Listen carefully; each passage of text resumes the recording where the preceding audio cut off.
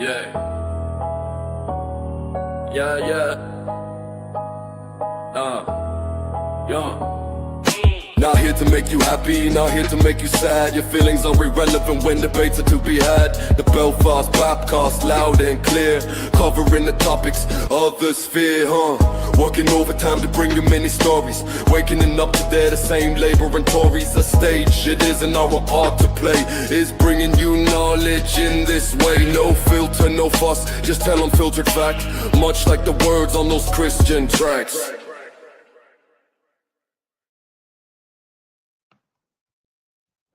So good evening and welcome to another edition of the Belfast Bapcast. Tonight's episode is, it's not entertainment, it's testimony. Our guest, Jesse, isn't a pundit, an influencer, a journalist. She's a survivor. A woman who has escaped the highest levels of satanic ritual abuse and what she calls the Luciferian system that operates through government, intelligence, and religious institutions across the world. For decades, she has spoken openly about things most people can't even imagine, about the indoctrination and spiritual warfare that begins in childhood, about the networks of power and ritual that exist behind the public face of politics, and about the redemption she found through Christ after surviving the very system that tried to destroy her. She's been called every name under the sun: a whistleblower, a heretic, a hero, a liar. But what she represents is something rare, a first-hand witness with the courage to tell her story, no matter what the cost. In a world that's addicted to denial, she stands as one of the few still willing to speak truth to evil.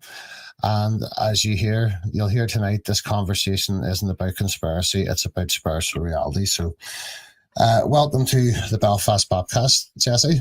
Yeah, thank you. I appreciate it. Not a problem. Thank you very much for coming on. So before the world knew your name and who you were, what kind of childhood were you born into? Yeah, so as a brief introduction to my testimony, I grew up in what I thought was just a regular Christian family on both sides, my mom and my dad's side. My dad's family was Lutheran. I like to tease that really the only things they did religiously were, show up for the holidays, and the rest of the time it was fishing. That was their religious life. And then my mom's side were devout Catholics, and that really was where, the problem lied, was that beyond just being devout Catholics, that side of the family had a huge secret, and that secret involving the Luciferian Brotherhood, the Sovereign Military Order, and Nazism. So, that's the world I was brought up in. And before, my training began in that system, and that's what I call the Brotherhood, is a system. It's not a religion. It very much is a fine oiled foreign government and foreign military. But anyway, before all that, we had the hand of God intervene into our family's lives. We had our house pipes froze when I was age 2, and we had to move in with my dad's relative, and that individual was a Christian and a believer. My parents up to that point, had thought that they were Christian, but realized that they didn't have that personal relationship with God. So, as that relative, invited my mom and I to church, that church began to really minister what does a relationship with God look like, and how do you have that? One of the ways that they did that, I was the only child in the nursery, and there was this little Mexican woman named Lily. She literally would sit me down. I was 2 years old. She'd sit me down on her lap and open up the Bible and read to me straight from scripture. And I remember the first time, she read to me from the book of John, my heart leaped, and I knew that it was true. And I wanted to have a relationship with God. And so, for the next year, she just really fed into that and read to me scripture, sang to me Bible songs. All of that became very influential in my life. And at age 3, my mom received Christ, and then asked me if I wanted to receive Christ, and I did. So I put that out there first for people to understand that I did not go into the system as an unbeliever. I was already saved. I already had a relationship with God. And I went through all of my occultic and Luciferian and sovereign military training as a Christian. Not because that was what I chose, but because it was, what was forced upon me. Um, by the Brotherhood. So my training began at age 4.5, and in that, it had been decided that I was chosen to take the top position in the system, which was the position of the Queen Mother of Darkness. And that was the position that my one of my relatives on my mother's side held. And it would be replacing her or stepping into that position when the time came. And so that female Your relative was in parents, charge of training me up. were your parents fully aware of this? No, not at the time. They had no idea. My mother had gone through abuse as a kid, but didn't know what she was experiencing, and so they did not know. And that relative, was given access to me 24/7, meaning that, she would be the one that would take me to school. But even then, I would just be, some days we didn't even go. I would just be marked present, or I would, show up at the school and be marked present, and then I'd be taken for my brotherhood and my sovereign military training. This female relative was not the only individual. I had 7 main teachers in the system, the biggest of them being a Nazi by the name of Michael Karkock, who was the Legion of Defense leader for Adolf Hitler. So he was the individual that had come in after the war, and his job was to really set up how the sovereign military would work here within the United States, right alongside of our own US military. And the two individuals This is that under were Project underneath, Paperclip. and as well as Project Aerodynamic, are what they came over on. Okay. Um, and you can go to my website, thekingdomlivingwithjesse.com. On there, I have a series called Unveiling the System. And in one of the episodes, the Galacia in Lodomeria, I get into the sovereign military and explain Karkock and his position and how the sovereign military works and operates. But his job was to train up 2 main individuals in connection with our military and government. One of those being Colonel Michael Aquino, who headed up the Department of Defense, and he was one of my main trainers. And then um, the head of the CIA, John O'Brien, was another individual. Karkock put Michael Aquino over all the programs, training, and um, projects that they were running over the Western quadrants here in the United States as well as internationally. And John O'Brien was over all the projects and programs in the Eastern quadrants, both in the United States and internationally.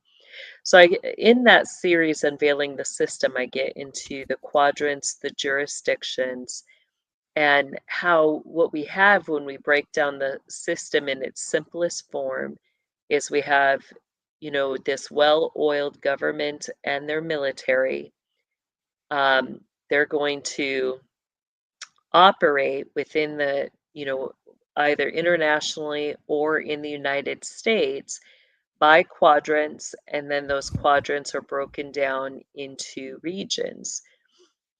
In their operations, at that smallest level, the regions, they are in charge of overseeing the system's assets, which are children. And the children fall into two categories. You have those that are born into the system, those that, are deemed to take some position. It doesn't have to be a high position. It could be that they want them to be a secretary at the Catholic Church, or they want them to be a mechanic or something that will, just continue to bring in profit for the system. But you've got the hierarchy children, and they'll be trained into their positions through the 5 departments of the system in connection to the educational um, system, which is those 5 departments are going to be your Masons, your Jesuit Catholic churches, your Mormons, your Satanists, and your Kabbalah. So those are who are in charge of And rearing those children up. what did training look like for you? Yeah, so training was very graphic and horrific. Um, if I could put it bluntly, the things that I experienced and witnessed as a child could not even be classified as triple X material. Like, it's beyond triple X. The things that I witnessed and experienced included, rape, torture, satanic ritual abuse and murder. Then you have the buying and selling of adrenochrome, organ harvesting. Then, even worse than that, you get into the cannibalism. Because at the end of the day, these people aren't just a foreign government or military. These are individuals that are very deeply embedded in their Luciferianism. And in that, they practice things such as drinking blood and, eating human flesh, and not, these are living humans that they consume. So, very graphic things. Some of my training, uh, was straight involved with the sovereign military through the U.S. military. So that included projects like the Looking Glass, the Star Wars Now projects, and the Voice of God project. And with those, the main purpose Would you was say, to teach. Okay. sorry, the likes of Lieutenant Mike Alkino, the head of the Church of Set, or whatever his name was, is he more of like a puppet sort of figure, or would he have Colonel actually Michael been Aquino? involved in? No, I wouldn't put him as a puppet figure. He Yeah, was a very key individual in training, training the next, each each trainer is involved in raising up a generation. And in that, the system has to passing of the decide, torch. yeah, is that generation more preparatory towards end time things, or is this the generation that will usher in end time things?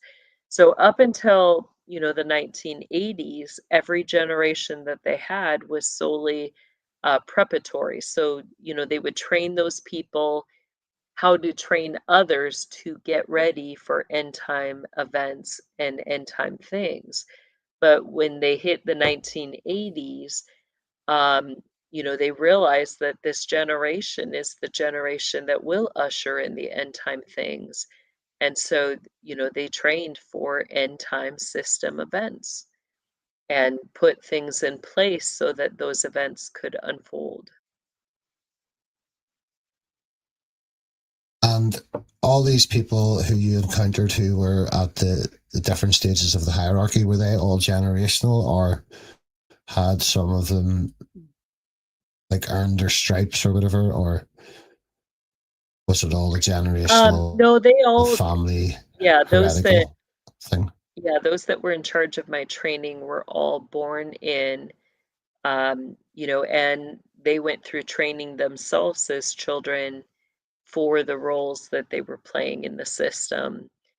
Um, so how it usually works is that, as children, the training begins at around age 4.5, age 5, and then it goes until age 10. By the time you're 10, you're fully trained to step into the position that you need to take. Um, in that, if they don't need you right away, the system kind of puts you in kind of on a back burner until you're called up. Um, and most children, because they don't understand what's happening to them, they don't understand that necessarily that they're being trained for a specific position. And so in that, the system has a lot of power and control. How does that work? As a child, you experience all of this abuse. You don't know that it is an organized training system. You think that you're the only child going So, through those things, experiencing those horrific events. And because much of it is trauma based, or, you get mind constructs too, which apply to the morals and your ethics. Like if you want to be a good citizen, you don't want other people to get sick, you'll wear a mask. That's a mind construct. Um, so because training operates off of those two principles, you know, you don't know that what you're experiencing is all part of, a bigger picture. And then, you know, if you're kind of put on hold, what they do next is they'll continue to fine tune your training by giving you secondary experiences or opportunities. Usually they'll have somebody in the system, excuse me for one sec, someone in the system who will kind of be in charge of like giving you opportunities. So, it could be like a teacher that comes alongside of you that says, "Hey, I think you'd be really great at nursing," or "Hey, I think you'd be really great in a doctor program. Let's see if we can find you some opportunities, or here's, some education that you need to take." And they'll kind of steer you in the directions that they want you to go. That whole time, you have no idea that, they're steering you to take that end time position or whatever position they want you to take. so you'll find for like a lot of people will like view your type of testimony as like fantastical, or but the same people will believe that Epstein Island existed. So how do you bridge that gap and let them know that it is an actual system and it is ritualistic and it's not just like a one-off type, it's ongoing, and it's just seeped within power structures, Right? Yes. So I really break down how the system works in my series Unveiling the System, and I show in that exactly how it works and operates. Um, and on top of that, I want people to understand that term fantastical is very specific, and that is coined by Colonel Michael Aquino in his book Fire Force. I get into how, um, you know, in those military trainings, they filmed the children. They documented through biofeedback, after you would go through these horrific experiences, they would have you sit in a room with a biofeedback specialist, and you'd have to give them all the details of what you saw, what you heard, what you experienced. And they would document that. And Colonel Michael Aquino kept that documentation at a building that he called the Transformation Project. And that was how he got away with not having it be federally or governmentally audited. He kept all those, filed the whole building as a project. and then nobody audited or had oversight of that. But what I bring out is that he sold to filmmakers, he sold to different companies, he sold to different comics as parodies, these stories that involved real children. His book Fire Force is one of those stories. It's a parody where he gets into Star Wars and Indiana Jones. And in that book, at the very beginning, he tells you straight out that he's a historian. Now, a historian is someone within the Brotherhood system that is in charge of documenting the historical facts of things that are happening within the system. So he outright claims that title. And then what does he tell you that he's a historian of? He says, of all things fantastical.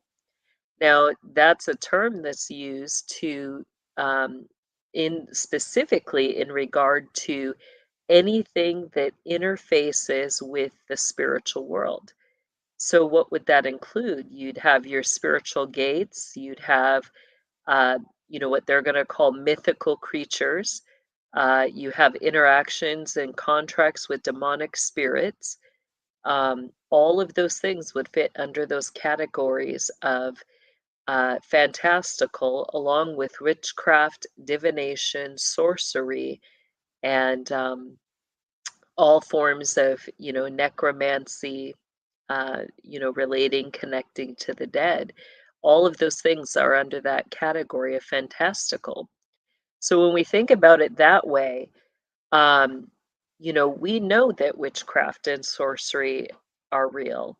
We know that there are people who engage in those things. We know that there are spiritual things that happen, things that we can't explain. We know there is a God, even though some people refuse to receive or accept that God. Um, and are those things conspiracy?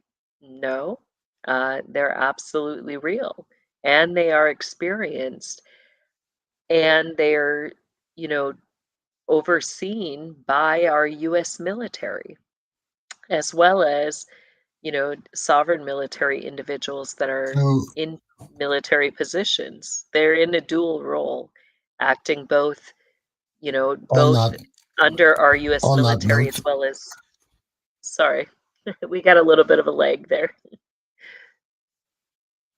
uh, on that note of the military, etc. So obviously these systems receive a certain amount of uh, protection. Can you explain that? You know, Could you cut out just a little bit on the one word? You said they receive a little bit of.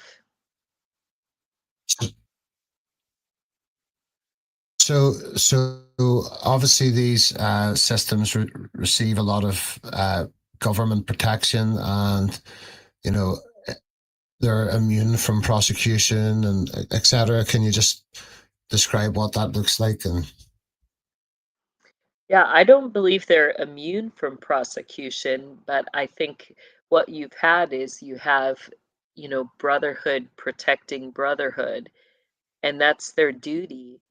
In some of my shows that I get into their constitutions, that you have individuals that, they take oaths, they take vows, they're under their Masonic or their brotherhood constitutions.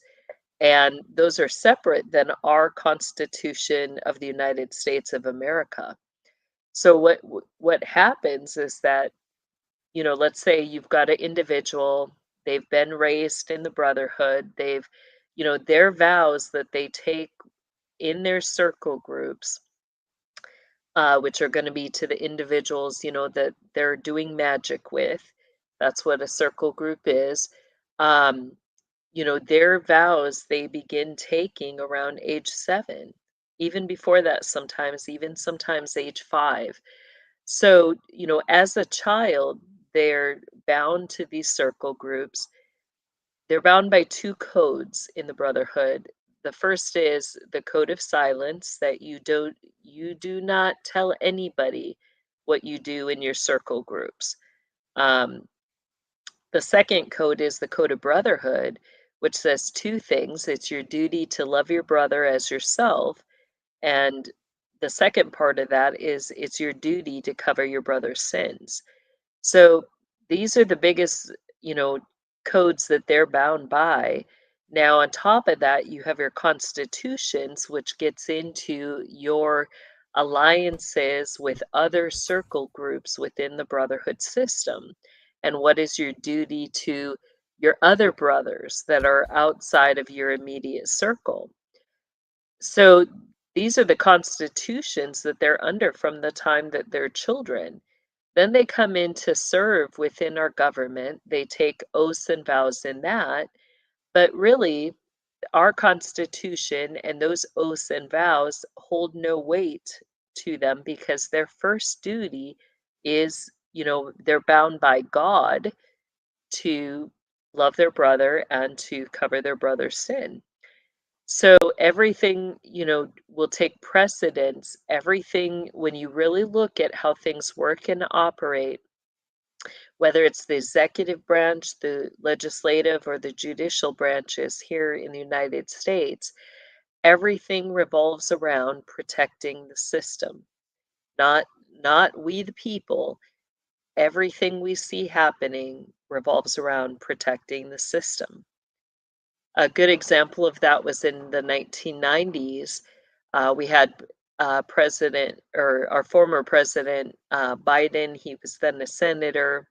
You had Oprah Winfrey, John Walsh, who was a big individual in, the missing children. They all got together and said, hey, there's a lot happening with children and we want to protect the children. So they came up with the Child Protection Act. Now, what that act put in place was that anybody working with children, whether that was schools, counselors, uh, what are some of the others? Daycares, churches, everybody who would be working with children would have to do background checks. And then they would, tell you if you were approved or not to work with children. But what that did was it really was not about protecting the children at all. In fact, that specific bill was because children had began starting to tell about the things in the system, the Satanic Ritual. Look in the 80s, you see this high rise of children trying to come out and tell about the Satanism, um, and, the rituals. And so, what it did was it really safeguarded the people in the system that, they would put brotherhood people overseeing children and in top positions. They, if a child, they may approve, okay, we're going to let that child bring out their sexual abuse against the one offender in the circle group. We'll let them get justice for that, but, they would safeguard so that the whole group would not be brought forward. How are crimes committed in the system? They're committed in circle groups. It's not individual. You witness, everything happens as a circle group. You witness others committing crimes. In fact, there's sexual abuse, the ritual murders, the ritual cannibalism. You are all together when that happens. And that's so that, you're there to hold each other account. Nobody Fantastic, gets yeah. to get away with it. Like if you tell, you're not just telling on one individual, you're telling on your whole circle group. And your whole circle group is going to hold you to account if you tell, what they do.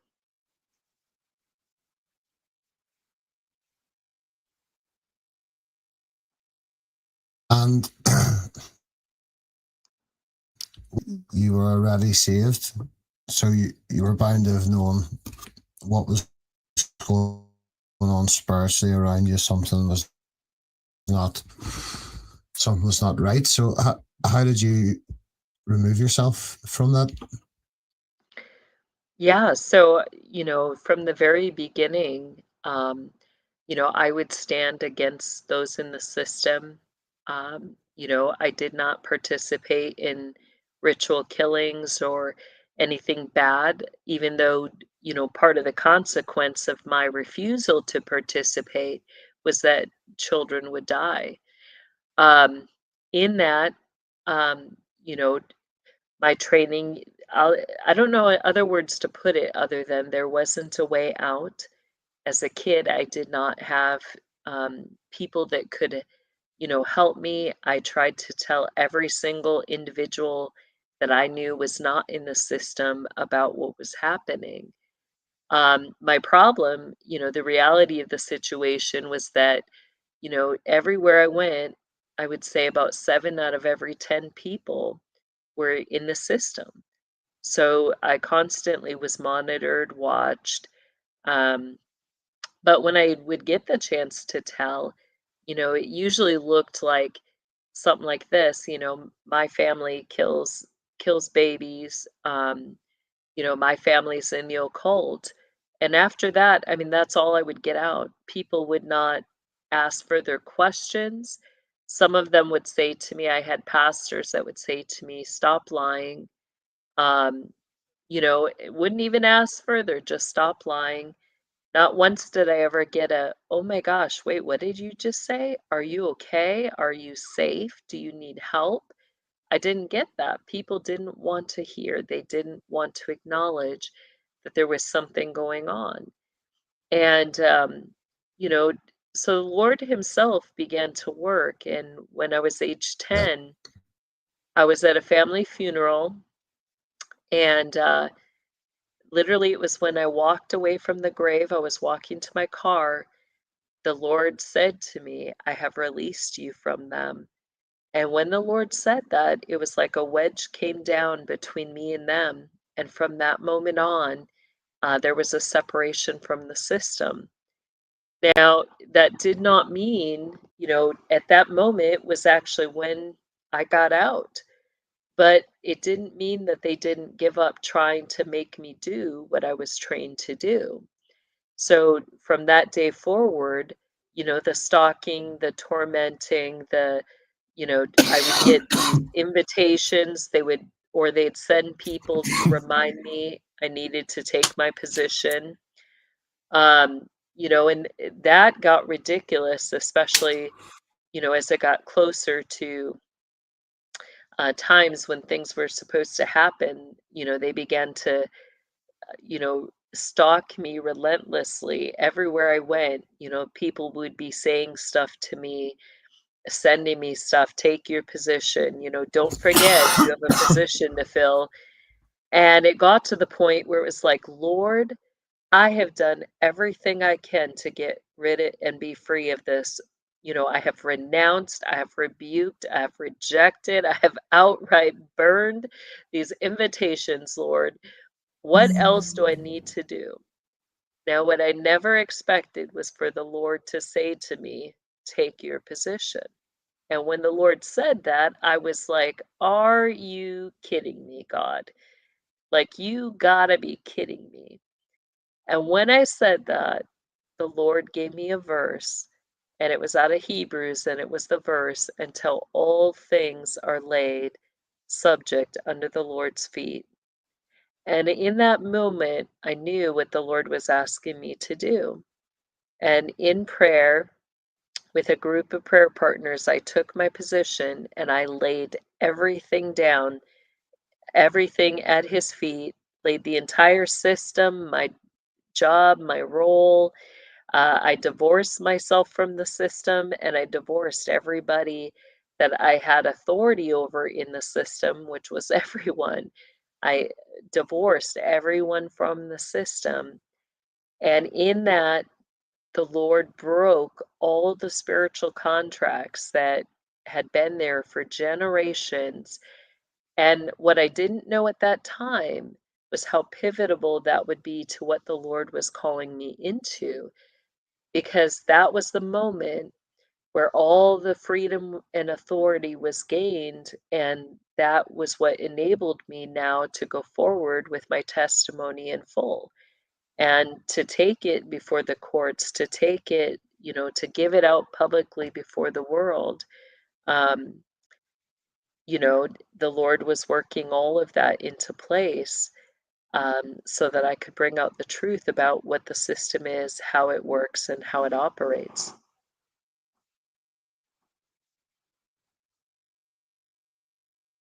And you face like a lot of critique and a lot of backlash, even from other supposed survivors. What's your relationship with the so-called truth community like currently, or?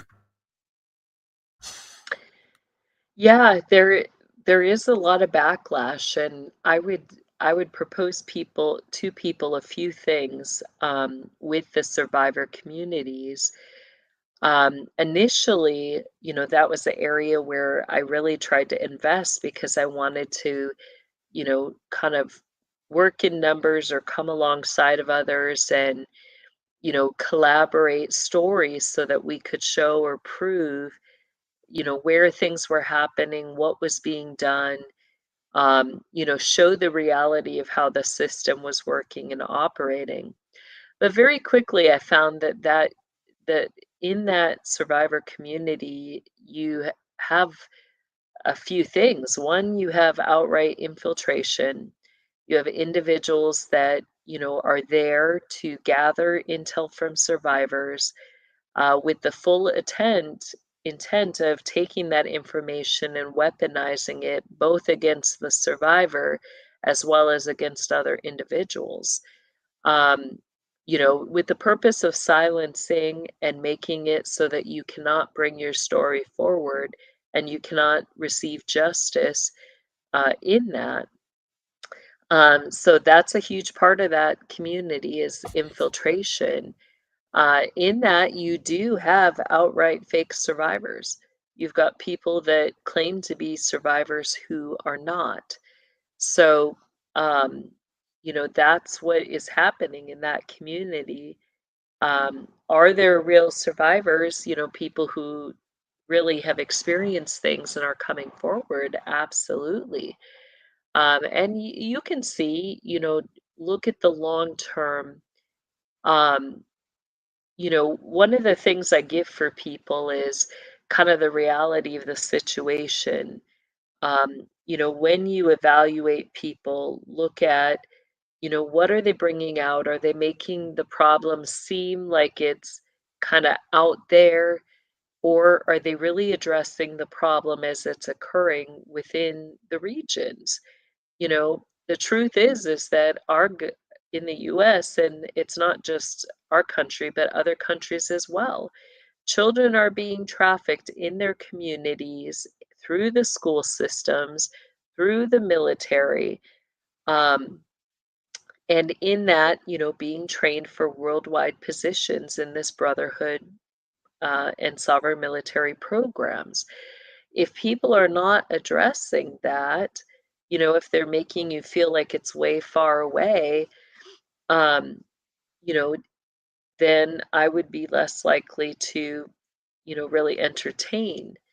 If they're addressing the real issues, as to what's currently happening and exploring how can we, what can we do differently to solve the problem, that's worth investing in. But again, a lot of your anti-trafficking organizations, your 501c3s, um, even churches, you have churches, both Catholic and non-Catholic, involved in the trafficking.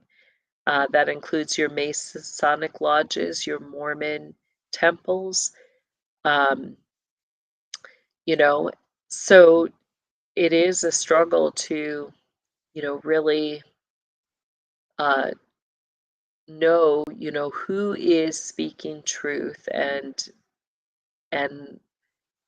in that, I think there's a personal And who are you responsibility speaking for to each as of us. well?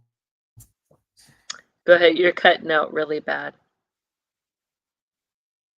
Sorry, I was just saying, and also who you're telling that truth to. You never know who's infiltrating and who's not. And I've brought out in some of my shows, some of these individuals really play the long game. I've brought out their methods, how they work, like some of the things you'll notice, and if you watch over time, you'll see, that it is a very coordinated group of people, and they do target survivors. You'll see them play the same game as they, come in, they come alongside of you as a friend or an advocate. They want to help you get your voice heard. They want to put your information out there. They're going to begin to promote your stuff, really spend time building you up. Then they start to get involved with your personal life. They're going to, many survivors, it is so hard to give your testimony. And that's kind of the area that they kind of cater to. Let me help you. What do you need help with? Or, I want to see you go bigger. How can we help we should get a website up for you. We should get a Patreon set up for you. We should do this or that. And they'll offer to help build you. And later, they're going to steal that.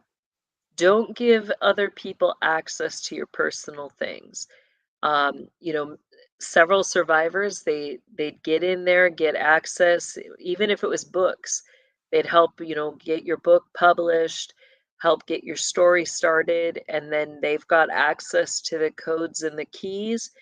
Next thing you know, you don't have access to your own material. They did the same things with testimonies. We want to get your testimony in writing, and then taking away so you don't even have access to your own words or the rights to use those words. Um, so, they would do some of the same things with paid channels or um, you know, behind the scenes paid channels, and then limiting your access to your own material on that. Um, so, they really play a long game with that. And um, yeah, nasty, nasty things that they do behind the scenes. Um, would would you be free? Can you hear me? Yeah. Would you be free at all later in the week to do a part two? When the Yeah. internet is not quite as bad. Maybe Thursday or Friday if you're free. Yes. Let me hold on one second. I'm just looking for my schedule here. Were you thinking same time wise? Time wise is good. So Thursday or Friday would work. Yeah. I could do Thursday, anytime in the morning or early afternoon is good.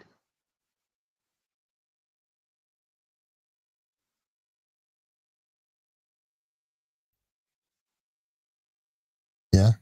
I really appreciate your time. It's just that I don't want to waste your your testimony on such a bad internet connection.